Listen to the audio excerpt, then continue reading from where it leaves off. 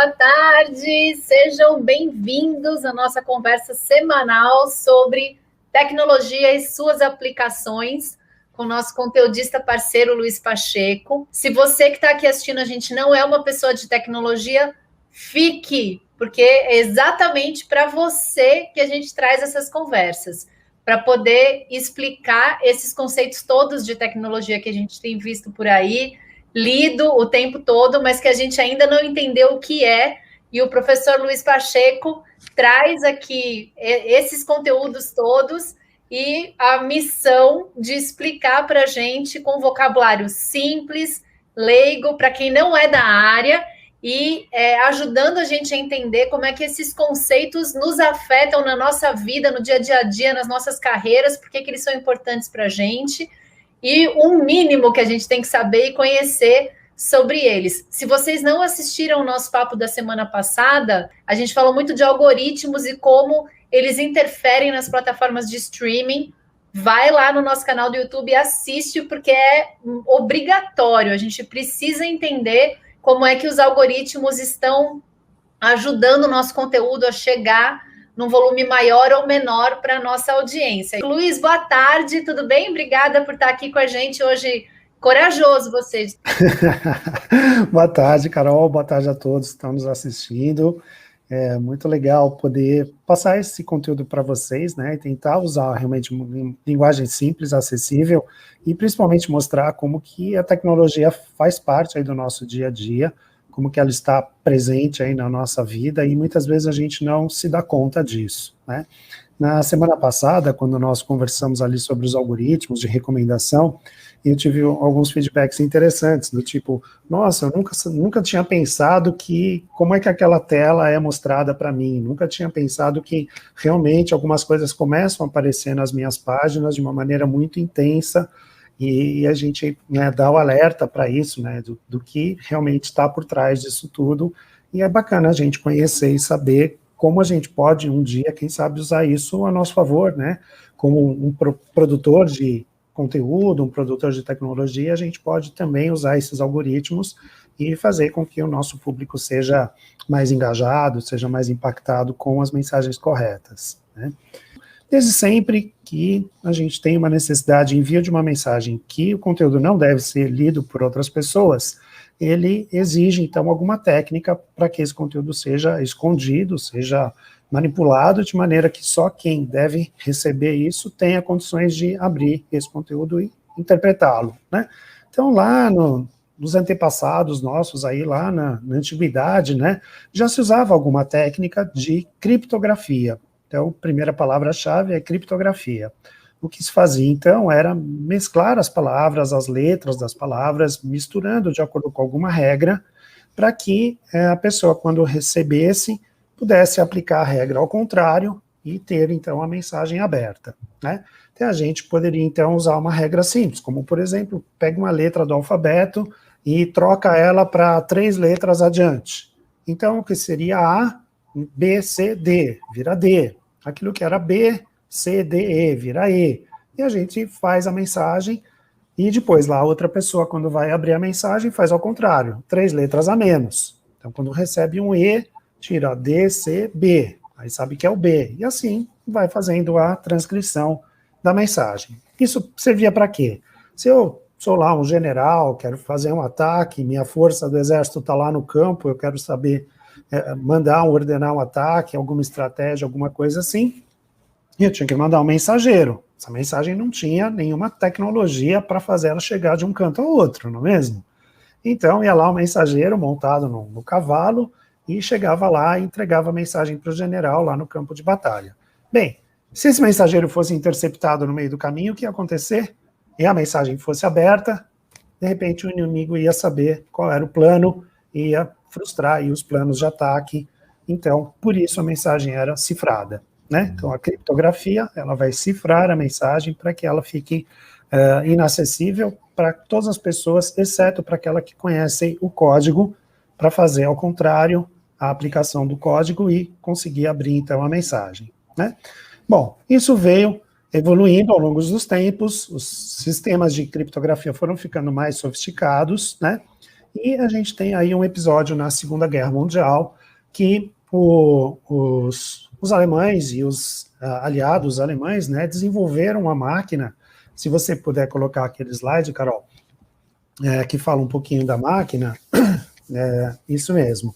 A gente tem aí, a máquina ficou conhecida como Enigma, né? Então, na imagem da esquerda ali, a gente vê como é que era essa máquina, basicamente aí uma máquina de escrever, né, com teclado, e ali em cima dá para a gente ver umas rodas dentadas, né, que ali nessa roda dentada tinha o segredo da troca das informações, né. Na imagem ao lado, a gente vê ali o Enigma, é um livro que conta um pouco aí dessa história, dá para ver mais claramente essa roda dentada com as características, e a função dessa máquina, então, era fazer com que a mensagem fosse cifrada, e foi muito utilizada de maneira que os aliados, né, Estados Unidos e todos os aliados não conseguiam abrir essas mensagens. Durante muito tempo se tentou abrir essas mensagens, conhecer seu conteúdo, e foi um matemático chamado Alan Turing, que aparece, então, na direita, né, não é o Alan Turing, é um ator, né, foi feito um filme muito bom, chamado O Jogo da Imitação, que retrata exatamente esse momento e a descoberta desse código por meio de um sistema computacional, que esse matemático, Alan Turing, desenvolveu para conseguir, finalmente, desvendar essas mensagens. E, segundo o livro e o filme contam, isso fez com que a Segunda Guerra fosse antecipada em 2 anos, o final dela fosse antecipado em 2 anos, porque eles conseguiram com isso, então, minar alguns ataques e foram, então, mudando o jogo, né, os alemães estavam tomando conta, realmente, dos países, e com isso, com essa descoberta, conseguiram frustrar alguns ataques, e com isso começou a mudar o jogo, e aí, então, acabou com o desfecho que todo mundo conhece, né. Então, esse episódio ficou bastante famoso, eu acho que foi uma aplicação mais recente nossa, né, da era moderna, da criptografia e da tentativa, então, de abrir essa mensagem. Bom, de lá para cá, apareceu, então, a computação como uma coisa prática, e veio a internet, e a gente começou a ter necessidade de fazer com que as nossas informações tivessem também segurança. Então, imagine que você quer mandar uma informação de pagamento para uma contraparte sua, você comprou um imóvel, comprou um carro, você quer mandar informações sobre o pagamento, mas você não quer que essas informações sejam abertas, né? Então, como que a tecnologia moderna, né, foi se apropriando dessa técnica de criptografia, inventou-se um sistema chamado de chave simétrica, né? Se você puder mudar o outro slidezinho lá de baixo, esse aí. Então, na chave simétrica, ele funciona da seguinte forma: o remetente que está à esquerda tem uma mensagem, ele vai usar uma chave secreta que ele conhece para criptografar essa mensagem. Então, essa chave é o algoritmo que mistura as letrinhas e vira essa coisa do meio ali, que é o texto cifrado. Ninguém entende esse texto. Quem entende? Quem tem a chave que está do lado direito. É a mesma chave. A chave abre e a chave fecha. Então, como se você tivesse lá no seu apartamento uma chave que pode abrir a porta ou pode trancar a porta com a mesma chave. Não são 2 chaves diferentes, né?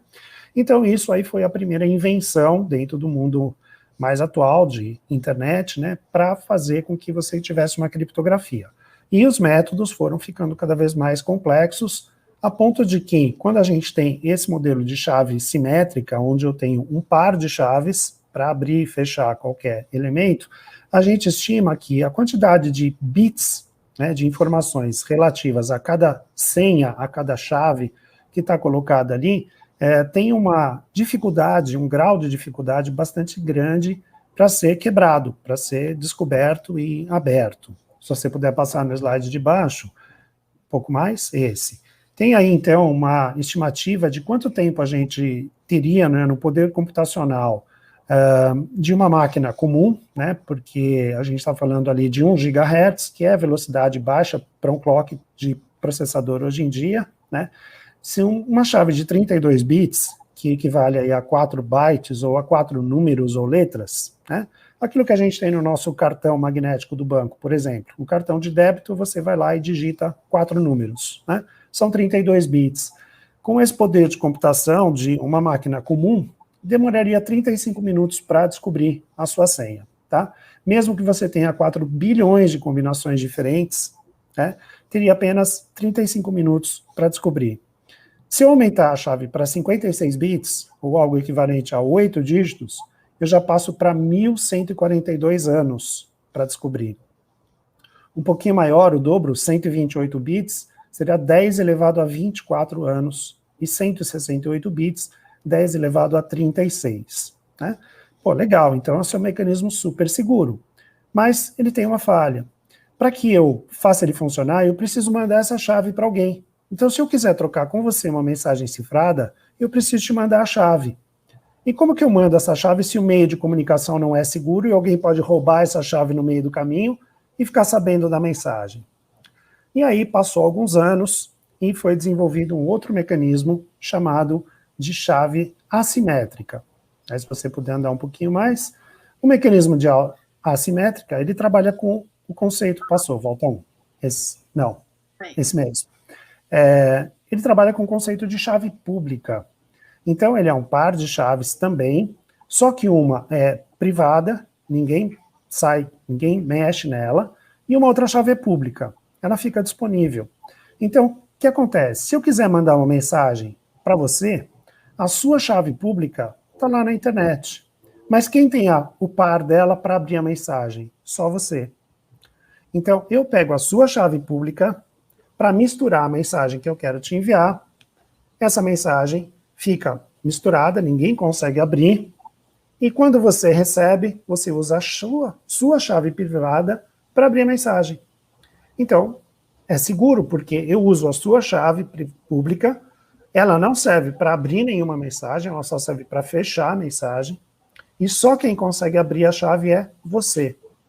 Então, esse mecanismo de par, ele é mais seguro, né, porque eu não preciso transmitir a chave para você, eu pego a sua pública, que está penduradinha lá, para cifrar a mensagem, e você pega do outro lado com a sua privada, que só você conhece, e abre a mensagem.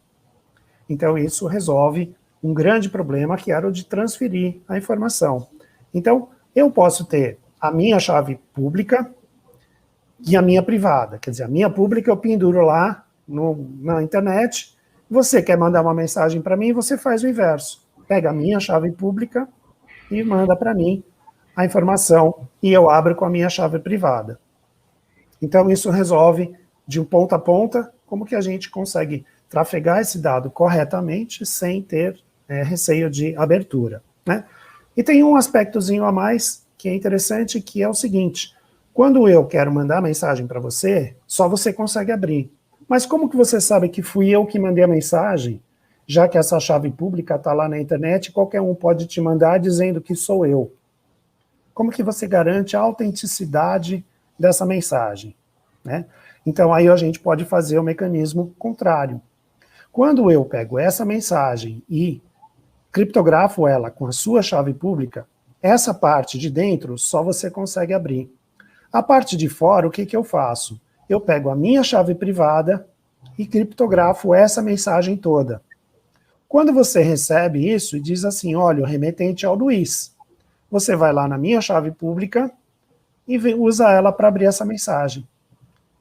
Então, como ela foi com a minha chave privada, a minha chave pública, que é o par, faz você abrir. Só que dentro dela, tem a mensagem aberta? Não. Tem a mensagem cifrada, que só pode abrir com a sua chave privada.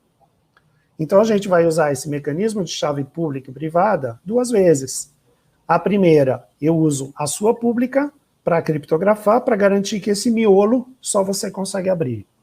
E depois, para provar que sou eu uso a minha privada para encapsular isso e mando. Quando você receber, opa, é do Luiz, deixa eu pegar a chave pública do Luiz. Abriu o primeiro pacote. Dentro dele, você tem certeza que fui eu que mandei. Dentro dele tem uma mensagem cifrada, você usa a sua chave privada, que só você tem, e abre a mensagem. Então, isso foi desenvolvido aí no final do século passado, né? Década de 70, 80, e assim a gente... né, no final do século passado. Parece, né? Muito Parece tempo, um né? negócio super antigo. Super antigo. E aí a gente tem, então, esse mecanismo funcionando, né? Que usa, então, esse algoritmo de chave pública e chave privada para fazer as mensagens, então, trafegarem por aí com segurança, né? Esses mecanismos matemáticos também ficaram mais sofisticados, né, para fazer ainda ficar mais difícil a troca das mensagens serem abertas, né, para garantir mais a confidencialidade, o sigilo, são conhecidos como funções de hash, tá? Então, são funções de hash que fazem, então, a criptografia desse material, tá? Em 2002, quando a gente estava fazendo a implantação do sistema de pagamentos brasileiro, que foi uma revolução tecnológica, porque a gente partiu de um modelo de compensação noturna, em que a gente pagava com cheque, o cheque demorava até 3 dias para cair na sua conta. A gente implementou um mecanismo chamado TED, que você conseguia, dentro do horário bancário, fazer transferência de um cliente para outro, né? De qualquer banco que fizesse parte do sistema financeiro nacional. Bom, para usar isso tudo, tem toda essa tecnologia de criptografia que eu falei para vocês no início, né? Tudo isso que a gente está usando lá, os algoritmos, tudo está dentro lá da nossa solução do SPB, Sistema de Pagamentos, que implementou as TEDs. Mais recentemente, a gente implementou o Pix, que você consegue fazer também. Só que o Pix, ele faz 24 horas todos os dias da semana. E sabe o que está por trás dele? As mesmas tecnologias de criptografia que estão na base do sistema de pagamentos que implementou as TEDs, né?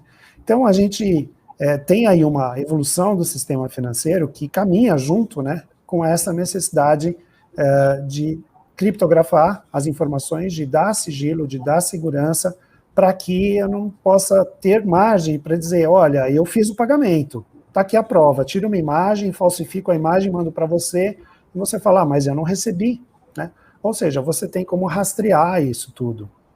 E o legal é isso, você vai dando cada vez mais segurança para todo o processo. Porque ninguém consegue entrar no meio da rede e subtrair dali uma operação. Ninguém consegue entrar lá e alterar o valor da operação. Então, você garante a ponte, né, do início ao fim. Então, isso que é interessante, né, esses modelos que vão aparecendo aí, dando cada vez mais segurança para a gente. Perfeito, muito bom, Luiz. Obrigada. Mission accomplished. Ó, muito legal. A gente está com a nossa amiga aqui, Cineflor, da Bulgária. Hi, Cineflor. Nice to have you here with us. Eu não sei como é que eles fazem para entender a gente, porque a gente fala em português, mas ela está sempre aqui, está sempre comentando. Então, seja sempre bem-vinda. Luiz, obrigada. Nos vemos, então, na quarta-feira que vem, 5h30, para falar de bitcoins e criptomoedas. Acho que foi, de verdade, se eu não tivesse entendido, eu ia te falar. Agora foi. Opa, agora é só legal, então. Agora foi. Muito cumprida. Valeu, muito bom. Obrigada, Valeu. até quarta que vem. Obrigada para todo mundo que esteve aqui com a gente. Bitcoins, semana que vem. Fica ligado, porque já tem proposta de emprego para pagamento em Bitcoin. Então a gente tem que saber o que é, se vale a pena ou não. Beijo, Luiz. Até quarta. Beijo, Carol. Até.